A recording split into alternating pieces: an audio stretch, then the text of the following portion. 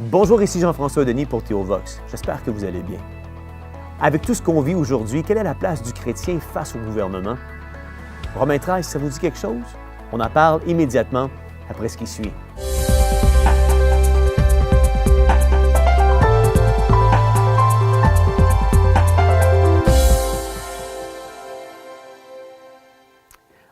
Aujourd'hui, je souhaite vous parler de leadership.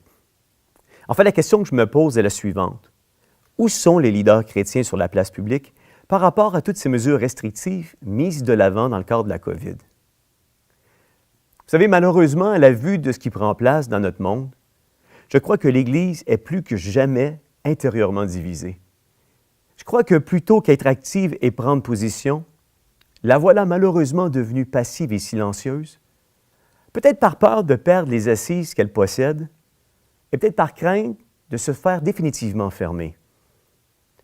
Alors, pour conserver son ouverture, on en est venu à compromettre ce qu'elle est, falsifier son message, réclamer des miettes, se contenter de faire ce que l'on nous ordonne et par le fait même, ce qui peut être contraire à Dieu, et ce pour conserver les acquis, et surtout parce que l'Église n'avait peut-être jamais envisagé et planifié ce qu'elle pourrait devenir si un jour comme celui-ci survenait.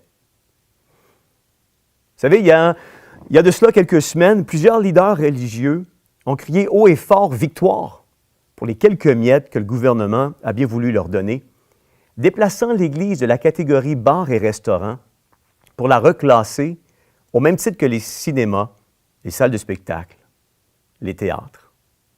Je crois que certains leaders religieux ont vu ces miettes comme un gain, alors que ce peut, selon moi, n'était en fait qu'un mince prix de consolation pour encore garder l'Église silencieuse, inactive physiquement dans ses rassemblements et soumise. Ma réflexion à la lecture de ce que je viens de vous dire m'a amené à réfléchir et m'a conduit à ce récit biblique de la sortie du peuple d'Israël de l'Égypte, où Moïse et Aaron se sont présentés devant le Pharaon, gouvernement du pays de l'Égypte, afin de plaider la sortie du peuple d'Israël de l'Égypte. Ils reçurent non pas un, non pas deux, mais 3 offres différentes et distinctes de la part du Pharaon, qui était en fait le gouvernement de l'époque en Égypte.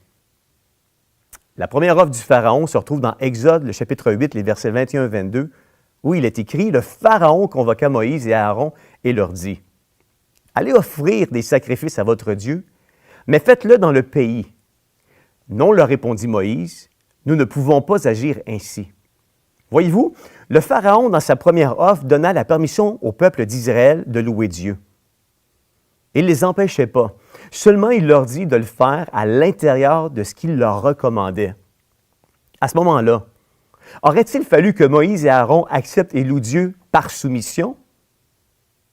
Voici la deuxième offre du Pharaon qui se retrouve dans Exode, le chapitre 10, les versets 8 à 11, où il est écrit « On appela Moïse et Aaron auprès du Pharaon, qui leur dit, « Vous pouvez aller rendre un culte au Seigneur votre Dieu. » Verset 11, « Seuls les hommes iront rendre un culte au Seigneur. » C'est tout ce que vous pouvez demander, et on les expulsa de chez le Pharaon. Deuxième offre, et deuxième permission d'aller louer Dieu, mais encore une fois selon les exigences et les directives du gouvernement de l'Égypte. À ce moment-là, aurait-il fallu qu'ils acceptent et demeurent en Égypte par soumission pour donner suite à l'acceptation partielle du Pharaon? Voici la troisième offre du Pharaon qu'on retrouve dans Exode, le chapitre 10, les versets 24 à 26, où il est écrit « Le Pharaon convoqua Moïse et lui dit, « Vous pouvez aller rendre un culte au Seigneur, vous pouvez même emmener vos familles, seuls vos moutons, vos chèvres et vos bœufs doivent demeurer ici. » Pas du tout, déclara Moïse. « Tu nous remettras toi-même des bêtes que nous pourrons offrir au Seigneur notre Dieu en sacrifice de communion et en sacrifice complet. En plus, nous emmènerons nos troupeaux, pas une bête restera ici. » Moïse et Aaron ont reçu 3 offres.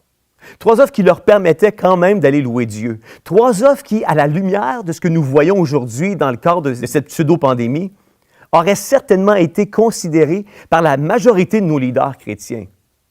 On aurait sans doute, comme on vient de le faire il y a de cela quelques semaines, crié victoire. On aurait sûrement dit « Wow! On a gagné quelque chose. Dieu nous a fait grâce et nous a donné faveur aux yeux du gouvernement. Vous savez, Moïse et Aaron auraient pu aussi dire « roi ». Ils auraient pu dire « ça y est, le Pharaon a entendu raison, puis a permis maintenant que nous puissions aller louer Dieu ». Ils auraient pu voir à travers cette situation une réponse à leurs prières et à leurs revendications. Ils auraient pu dire maintenant qu'il nous a donné ce que nous revendiquions, soumettons-nous à lui et continuons de tout notre cœur à le servir. Les trois offres semblaient alléchantes et répondaient en partie à leurs demandes, mais Moïse et Aaron les ont refusées les trois. Pourquoi? Écoutez-moi bien. Parce que derrière chacune d'entre elles, derrière chacune des offres, se cachait une portion et une forme de compromis face à ce que Dieu avait déclaré. Je vais vous le répéter, parce que derrière chacune d'entre elles se cachait une portion et une forme de compromis face à ce que Dieu avait déclaré. Pour eux, il n'était pas question d'accepter rien d'autre et rien de moins qu'une liberté complète et totale. Il n'était pas question de prendre les miettes offertes par le Pharaon lorsque Dieu avait en réserve pour eux bien davantage.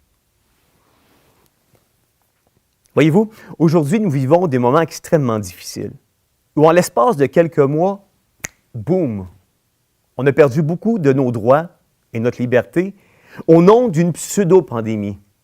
Comprenez-moi bien, quand je dis pseudo-pandémie, quand j'utilise le terme de pseudo-pandémie, je ne suis pas en train de dire que le virus n'existe pas. Mais sans vouloir choquer personne, je suis simplement en train de vous exprimer puis vous dire que certainement un virus qui est réellement très virulent et bien réel, mais qui est loin d'être au stade que les médias tentent de nous le faire croire. Il est loin d'être au stade pandémique. Le narratif utilisé par nos gouvernements et les médias ne s'harmonise aucunement avec la science, d'ailleurs confirmée par le CDC américain l'été dernier. C'est uniquement politique. Non seulement ça, mais on est en train de créer des dommages collatéraux encore plus importants autour de cette pseudo-pandémie que potentiellement ceux du virus lui-même. Des dommages qui feront encore plus de tort que de bien et qui auront des conséquences néfastes sur nos familles, nos enfants, nos emplois, nos PME, notre économie, nos portefeuilles, nos soins de santé, nos gens malades et atteints de maladies autres que le COVID, nos droits et notre liberté, notre façon de vivre à l'intérieur d'un nouvel avenir, et je pourrais encore descendre la liste. Juste à titre d'exemple, le COVID risque d'emporter 158 000 PME au Canada, dont près de 18 000 au Québec. Un Québécois sur 4 est étranglé financièrement par la COVID. La COVID pourrait entraîner plus de 100 millions de personnes supplémentaires dans l'extrême pauvreté à travers le monde. On note une hausse de 20 des cas de violence conjugale au Canada depuis le mois de mars dernier. Le taux de divorce en Amérique du Nord a grimpé de 34 Au Québec, de nombreux avocats et médiateurs ont observé une forte augmentation des appels et demandes de médiation, avec quelques sources citant même un bond de 100 particulièrement chez les jeunes couples et ceux qui ont des enfants en bas âge.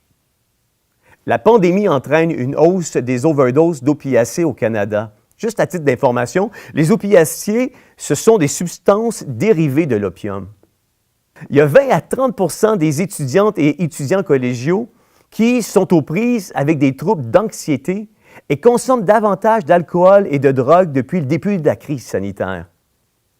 Un adulte sur 5 aurait eu des symptômes en lien avec un trouble d'anxiété généralisé ou une dépression majeure dans le cadre de cette pseudo-pandémie. Il y a une étude menée par Deloitte qui prédit que 6,3 à 10 millions des Canadiens consulteront un médecin pour des troubles de santé mentale, ce qui représente une augmentation majeure. On parle de 50 à 160 par rapport au niveau avant COVID et avant le confinement. Le problème de l'insécurité alimentaire s'est aggravé au Canada en raison du COVID et cela dû à la menace d'une vague généralisée de famine et d'insécurité alimentaire extrême mise en état d'alerte par la communauté internationale. Il y a une étude réalisée par des chercheurs de l'Université de Toronto qui prévoit qu'il pourrait y avoir de 418 à 2114 suicides de plus au Canada en 2020-2021 en raison de la COVID. Il y a quelques 5 000 cancers qui n'auraient pas été diagnostiqués au Québec durant les premiers mois de la COVID-19, selon un document interne du ministère de la Santé. Le nombre d'opérations retardées au Québec ne cesse d'augmenter et dépasse maintenant plus de 92 000 opérations. Alors que l'être humain est dans un état d'anxiété, de panique et d'angoisse, et plus que jamais en quête d'espoir, on a accepté sans ne rien dire, sans ne rien faire, et sans aucune réelle opposition que les églises soient fermées ou qu'elles opèrent avec un bon nombre de restrictions, plutôt que de les faire reconnaître comme étant services essentiels. En ce faisant, on a permis une entrave qui sera dorénavant difficile à récupérer. Actuellement, l'état d'urgence sanitaire est en vigueur et permet des mesures excessives, coercitives et totalitaires depuis maintenant près de 8 mois. Cette loi a été renouvelée de manière abusive depuis le 13 mars avec 0 débat, 0 vote par l'Assemblée nationale, 0 recommandation écrite, 0 évaluation des risques, et comme on vient de le voir, avec beaucoup de dommages collatéraux, et ce, sans aucune raison valable scientifiquement, alors que cette loi est censée d'être en vigueur pour une période maximale de 10 jours, à moins qu'elle ne soit renouvelée pour d'autres périodes maximales de 10 jours, ou avec l'assentiment de l'Assemblée nationale pour des périodes maximales de 30 jours. L'article 119 de la Loi sur la santé publique en fait mention. Durant l'inertie de nos politiciens, de nos leaders et de nos leaders religieux, un agenda mondialiste est en branle. Un gouvernement mondial est en route. L'esprit de l'Antichrist est plus présent que jamais. Des libertés et des droits fondamentaux nous sont enlevés insidieusement et sournoisement, et sachez que nous ne les récupérerons assurément jamais. La classe moyenne est sur le point de disparaître. Les médias et les gouvernements cultivent ce sentiment de peur à travers des mesures extrêmes et irrationnelles afin de maintenir le peuple soumis et dans l'inertie. L'extrême gauche prend davantage de place et censure tout discours contraire à leurs idéaux et leurs narratifs. Cette censure est même entrée dans l'Église et dans nos divers mouvements religieux, et on en est venu à discréditer et se dissocier de tous ceux qui auraient un point de vue différent du narratif mis de l'avant par nos gouvernements, nos médias conventionnels et l'OMS face à la COVID-19. Des mesures de traçabilité et d'intrusion dans nos vies privées ont maintenant été mises de l'avant. La dénonciation envers notre prochain est maintenant plus que jamais encouragée. On confine tous les gens, on confine toutes les personnes, on place en quarantaine les personnes en bonne santé, alors que nous devrions peut-être seulement placer en quarantaine les malades. Ça, c'est ce que j'appelle la tyrannie. Le gouvernement nous dit de rester chez nous et ne cesse de resserrer les mesures restrictives sans aucune raison qui ne soit valable. Nos gouvernements ferment nos écoles, nos entreprises et nos institutions sans aucune bonne raison et sans préavis.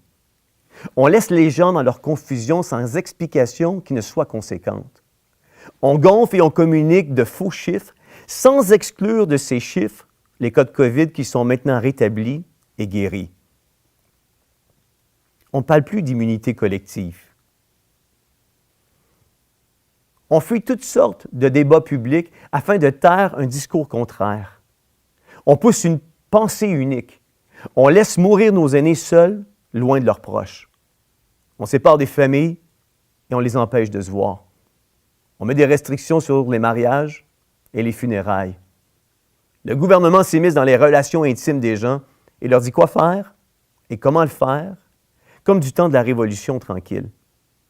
On a remplacé les mesures de guerre d'octobre 1970 sous le régime de Pierre Elliott Trudeau par les mesures d'urgence sanitaire sous le régime de Justin Trudeau en mars 2020. En bout de ligne, c'est du pareil au même. On a juste changé de véhicule pour atteindre un objectif totalitaire, dictatorial et communiste.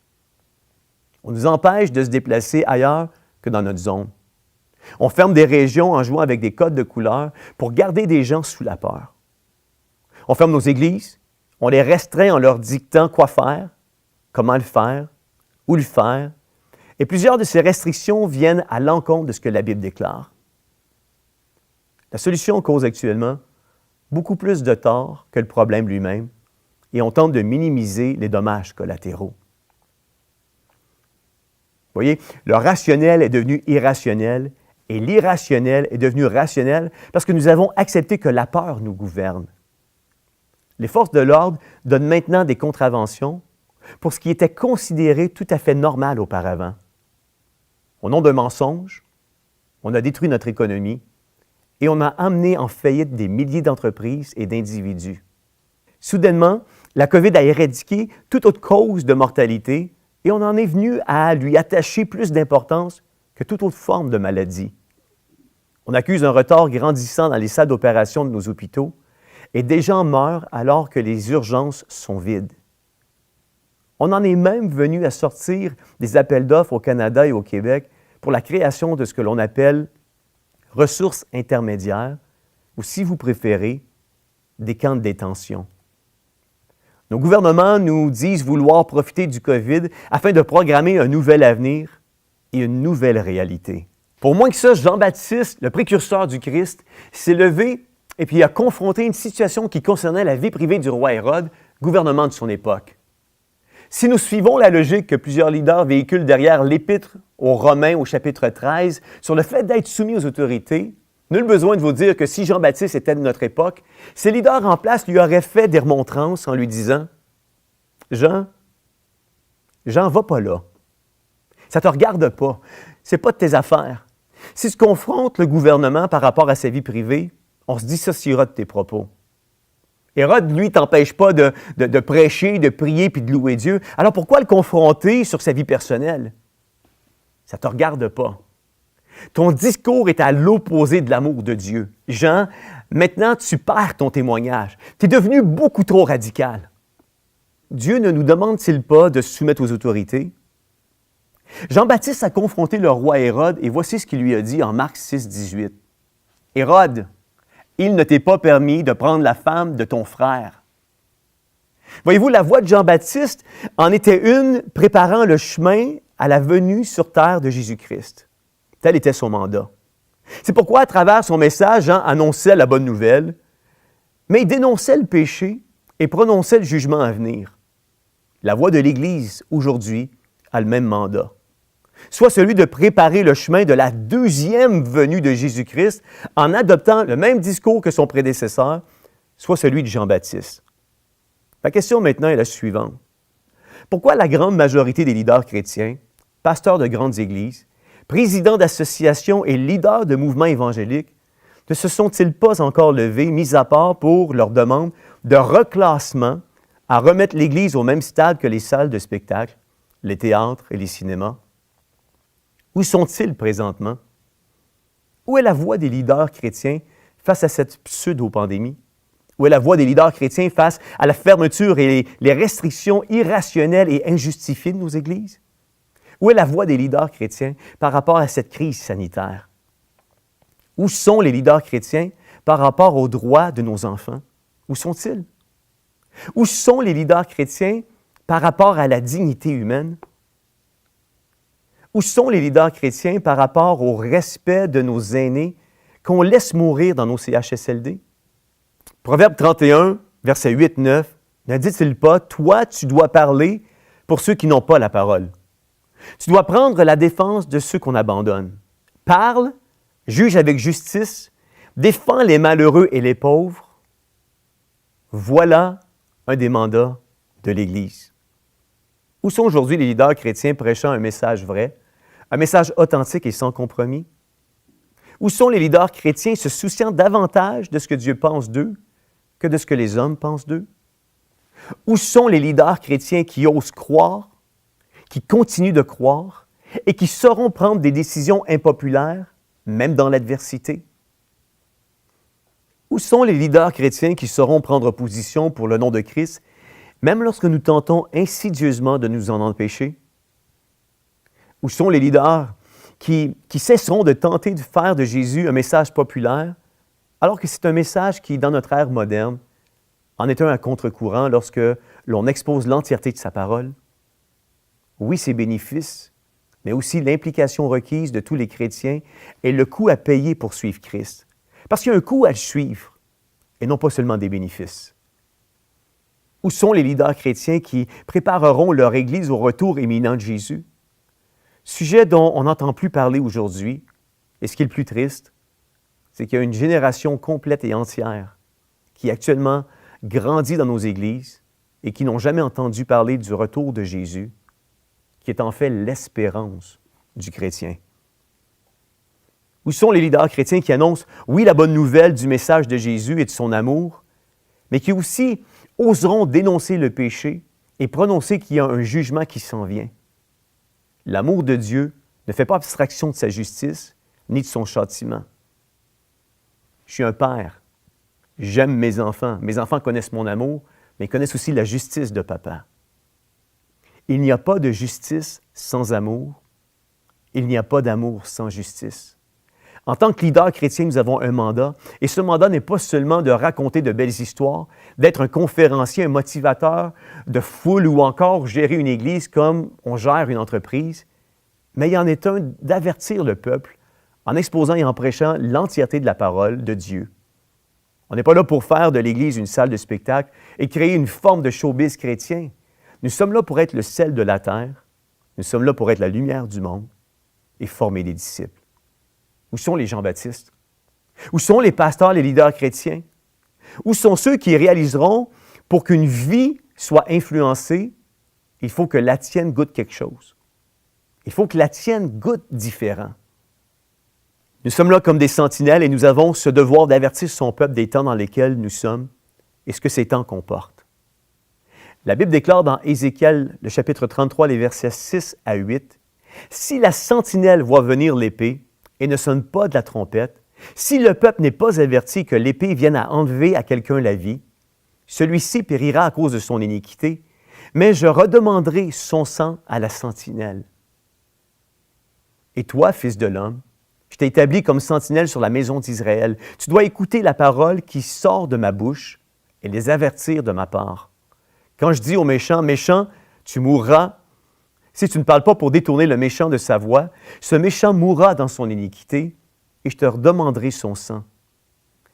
Avant la COVID, nous vivions à l'intérieur d'un système que nous reconnaissions être un système démocratique. Malheureusement, ce système est en chute libre et il s'effondre sous nos yeux pour faire place à un système marxiste, totalitaire et même communiste. Et nous, l'Église, ne faisons rien. Nous nous contentons d'être spectateurs et de ne rien faire, et cela sous un faux motif religieux, un faux enseignement et une fausse théologie.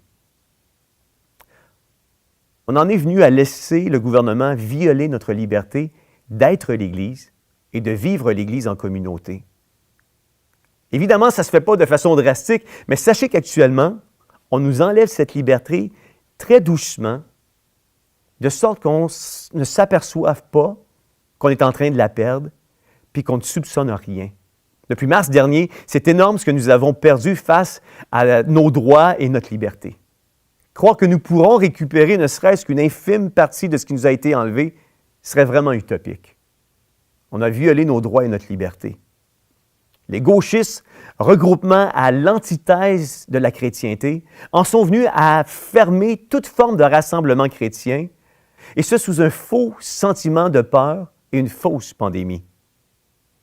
Que ces rassemblements soient à l'église ou dans les maisons, on a accepté d'être isolés et nous n'avons rien dit, nous n'avons rien fait, si ce n'est que d'avoir peur de la peur d'une pseudo-pandémie, en accordant à cette peur plus d'importance qu'à ce que la Bible déclare face à la maladie, alors que scientifiquement, rien ne justifiait un tel confinement. Je crois que ces leaders chrétiens qui, plutôt que de poser des questions, s'informer, valider les informations qui nous étaient et qui continuent de nous être communiquées au quotidien, ont accepté le narratif du gouvernement et des médias traditionnels sans faire leur propre recherche sur le sujet, préférant accepter le discours populaire afin de conserver un certain statut aux yeux du gouvernement, plutôt que de prendre position en faveur de ce que la Bible déclare. Vous savez, pour justifier nos agissements, nos excuses et nos comportements, on en est venu à citer hors contexte Romains 13, déclarant que l'apôtre Paul nous sommes d'être soumis aux autorités. Maintenant, regardons ensemble ce que stipule et déclare Romains 13, 1 à 5. Chacun doit obéir aux autorités placées au-dessus de nous. En effet, toute autorité vient de Dieu, et c'est Dieu qui donne leur place à celles qui existent. Alors si quelqu'un lutte contre les autorités, il lutte contre l'ordre voulu par Dieu, et ceux qui refusent de leur obéir seront condamnés. Quand on fait le bien, On ne doit pas avoir peur des autorités officielles, mais on doit avoir peur d'elles quand on fait le mal. Tu ne veux pas avoir peur des autorités, alors fais le bien et tu recevras leurs félicitations. J'aimerais juste attirer votre attention ici quelques instants. Un des problèmes aujourd'hui, c'est que les autorités en place récompensent le mal et punissent le bien. On continue au verset 4. Oui, les autorités sont au service de Dieu pour te conduire au bien. Mais si tu fais le mal, tu dois avoir peur, car les autorités ont le pouvoir de te punir, et ce n'est pas pour rien. Quand les autorités punissent, elles sont au service de Dieu. Elles montrent la colère de Dieu contre celui qui fait le mal. Voici quelques-unes de mes questions pour vous. Dois-je obéir au gouvernement? La réponse est oui. Dois-je encourager la désobéissance civile et la confrontation? La réponse est non. Dois-je obéir aux autorités aveuglément lorsque le gouvernement ne semble pas raisonnable? Et ce qu'il demande va à l'encontre de ce que la Bible déclare? La réponse est non. Laissez-moi pousser la réflexion un peu plus loin. Comment les autorités qui sont soi-disant au service de Dieu peuvent me conduire au bien quand le discours chrétien en est un qui, aujourd'hui, est diamétralement opposé à nos politiciens et la gauche progressiste actuellement en place? Comment les autorités qui sont soi-disant au service de Dieu peuvent me conduire au bien quand aujourd'hui ces derniers récompensent le mal et punissent le bien? Comment les autorités qui sont soi-disant au service de Dieu peuvent me conduire au bien quand ceux-ci déclarent bien ce qui est mal et mal ce qui est bien? D'ailleurs, la Bible dira en Ésaïe 5,20 « Malheur à ceux qui appellent le mal bien et le bien mal, qui changent les ténèbres en lumière et la lumière en ténèbres, qui changent l'amertume en douceur et la douceur en amertume. » Le verset 23 « Malheur à ceux qui justifient le coupable pour un présent et enlèvent aux innocents leurs droits. » Il semble que ce passage des Écritures est assez clair. Comment les autorités qui sont soi-disant au service de Dieu peuvent me conduire au bien quand eux-mêmes censurent toute pensée contraire à leurs idéaux et poussent une pensée unique contraire à la pensée de Dieu? Comment les autorités qui sont soi-disant au service de Dieu peuvent me conduire au bien quand eux-mêmes ont sorti le Christ de nos écoles et de nos institutions, poussant une idéologie contraire à ce que la Bible enseigne? Comment les autorités qui sont soi-disant au service de Dieu peuvent me conduire au bien quand eux-mêmes ont une philosophie qui vient à l'encontre de Dieu par rapport à l'Église, à la politique, au mariage traditionnel, à la famille, à l'éducation des enfants, à la promotion de la vie, et ce, de la conception à la mort? Comment les autorités qui sont soi-disant au service de Dieu peuvent me conduire au bien quand eux-mêmes endoctrinent nos enfants à l'école face à leur sexualité, rendant disponibles des lois facilitant un changement de sexe à l'âge de 14 ans sans le consentement de leurs parents? Comment les autorités qui sont soi-disant au service de Dieu peuvent me conduire au bien quand eux-mêmes sont devenus les outils du diable dans l'établissement d'un gouvernement mondial, d'une monnaie mondiale, d'un plan de mondialisation préparant le terrain à la persécution des chrétiens et à l'accentuation du mal et la promotion de l'esprit de l'Antichrist? Le verset 5 nous dit, de Romains 13, « C'est pourquoi il faut obéir non seulement pour éviter la colère de Dieu, mais encore parce que notre conscience le demande. » Ma question maintenant pour vous est la suivante. Se pourrait-il que ma conscience ne me demande pas d'obéir quand c'est devenu contraire à ce que Dieu déclare à travers sa parole? Eh bien, la réponse est oui. Voyez-vous, le mot « conscience » ici dans le grec signifie l'âme qui distingue entre ce qui est moralement bon ou mauvais, commandant l'un et condamnant l'autre. Donc, à la vue de ce qui se passe, en accord avec sa parole, ma conscience peut soit me commander de me soumettre aux autorités, ou elle peut m'emmener à condamner ce qui n'est pas aligné avec la parole de Dieu. Plusieurs leaders et pasteurs en sont venus à utiliser Romains 13 à toutes les sauces pour justifier une soumission inconditionnelle face à un asservissement qui est bien réel. Voyez-vous, je ne crois pas que Dieu nous demande de se soumettre inconditionnellement aux autorités. Dieu donne toujours un cadre à la soumission.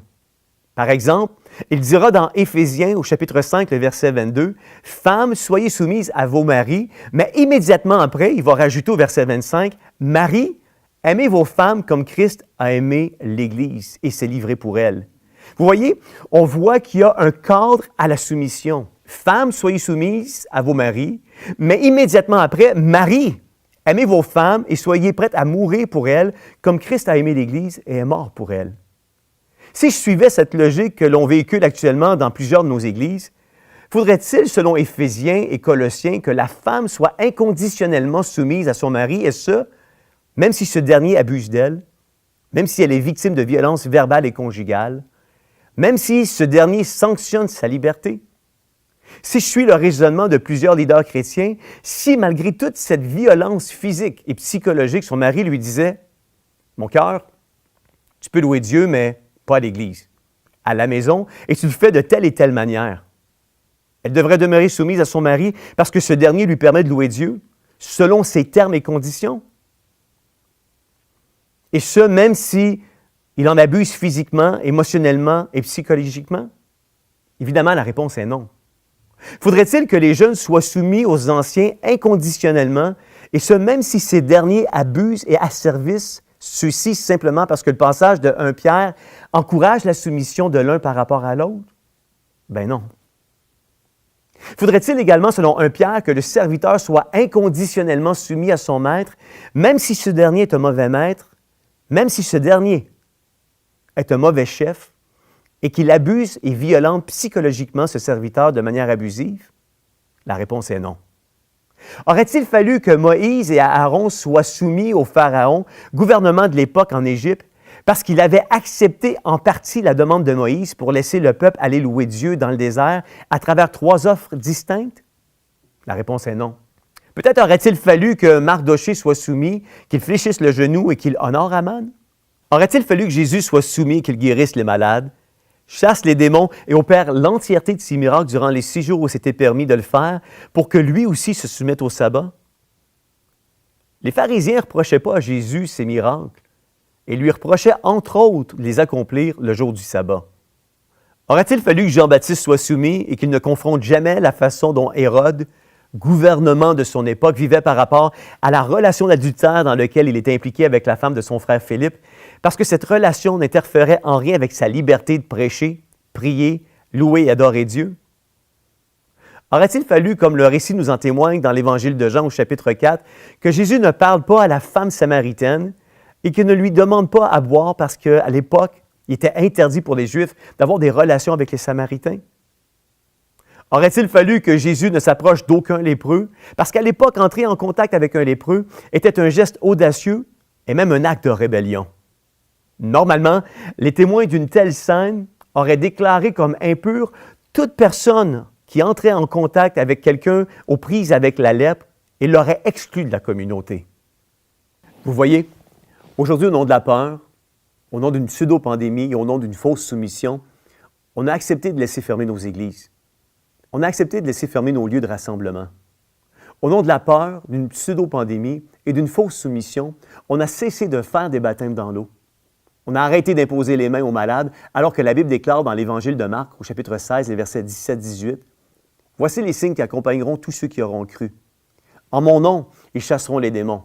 Ils parleront de nouvelles langues. » Écoutez bien la suite du verset, c'est à se demander si on croit vraiment ce qu'on prêche. « Ils saisiront des serpents. S'ils boivent quelques breuvages mortels, il ne leur fera point de mal. Ils imposeront les mains aux malades, et les malades seront guéris. » Au nom de la peur, d'une pseudo-pandémie et d'une fausse soumission, on a cessé d'être l'Église dans son entièreté. On a cessé de vivre l'Église. On a cessé de faire ce que la Bible prescrit et on a arrêté de se soumettre à ce qu'elle dit.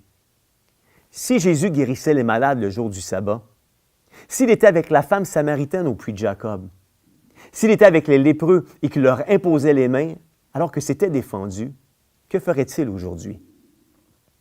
Porterait-il le masque? Fermerait-il son Église? Se soumettrait-il à ce qui est contraire à ce qu'il est et qui il est?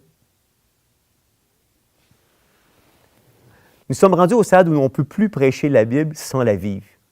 Pour que sa parole devienne vie à travers nous, nous devons premièrement la vivre. Pour qu'elle impacte notre entourage, elle doit s'enraciner et devenir le fruit de nos convictions. Les histoires que nous prêchions depuis tellement d'années, en toute liberté, n'avaient pas nécessairement de répercussions négatives parce que nous vivions dans un pays libre. Maintenant, nous devons vivre nous aussi, parce que c'est dans la mesure où nous-mêmes vivons ces histoires que nous prêchons, qu'elles deviendront actuelles et qu'elles prendront vie à travers notre vie et non seulement notre bouche. Si nous croyons et prêchons la Bible, alors vivons-la et soyons nous aussi des témoins vivants. La vérité est la suivante. Nous ne sommes pas tenus comme chrétiens de se soumettre à un gouvernement illégitime. Lorsqu'un gouvernement censure toute pensée et opinion contraire, tout discours différent à son narratif ou à celui de l'Organisation mondiale de la santé, il a perdu sa légitimité. Même la Charte canadienne des droits et libertés prône la liberté d'expression. Lorsqu'un gouvernement exerce une pression et une censure dans les médias afin de faire la promotion de ses idéaux, il ne respecte pas la liberté de la presse et des autres moyens de communication. Il a perdu sa légitimité. Même la Charte canadienne des droits et libertés prône la liberté de penser. Lorsqu'un gouvernement ferme les églises, alors que l'on garde ouverts les cliniques d'avortement, la Société des alcools du Québec, la Société québécoise du cannabis, les magasins à grande surface, il a perdu sa légitimité.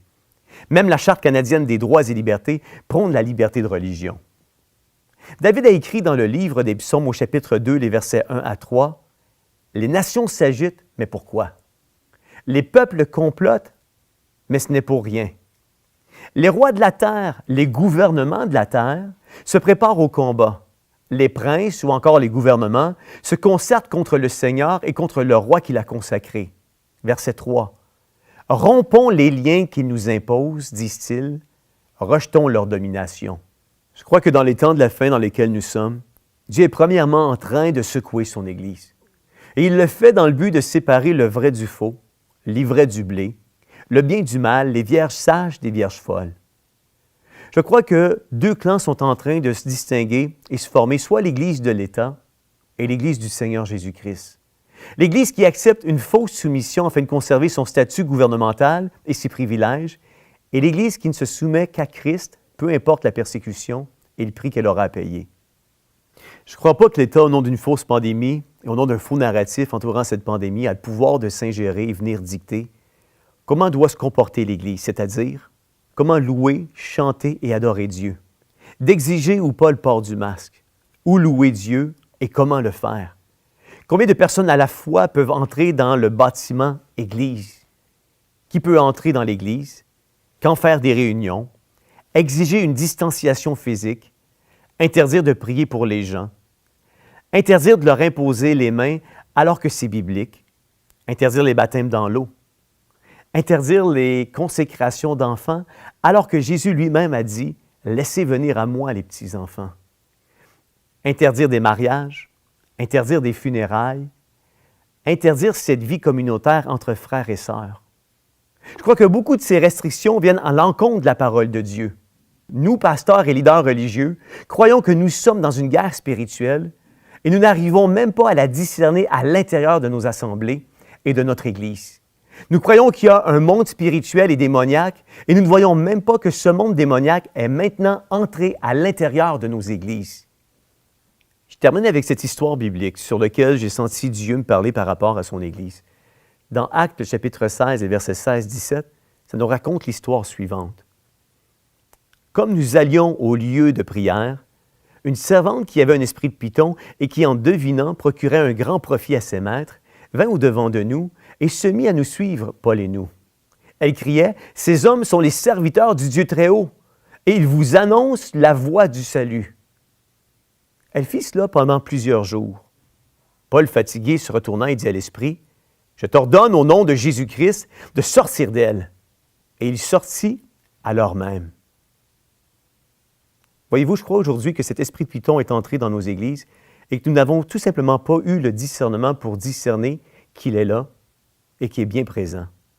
Il a un discours chrétien, il agit comme un chrétien, il a un marketing chrétien, il fait la promotion de prédicateurs chrétiens, il y a des projets chrétiens, il y a un comportement qui semble chrétien, cependant, il déteste profondément l'Église. Il déteste les rassemblements, il déteste la présence de Dieu, il déteste la communauté et la fraternisation entre croyants. Il fait miroiter une certaine spiritualité, mais en fait, il est un expert dans l'art de la séduction et de la confusion. Il excuse tout asservissement et ingérence du gouvernement par rapport aux mesures coercitives et totalitaires mises de l'avant face à l'Église, sous prétexte que l'on peut encore louer Dieu, prêcher sa parole, prier, mais sans que l'Église s'en aperçoive, tel un python, il est en train d'asphyxier sa proie et la tuer tranquillement en l'endormant avant de lui porter le coup fatal.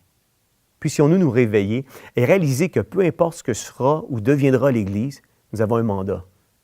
Ce mandat est celui d'être proactif, réfléchir, penser, planifier cette Église, car croyez-moi, elle est appelée à changer, mais surtout elle est appelée à se lever et plus que jamais briller.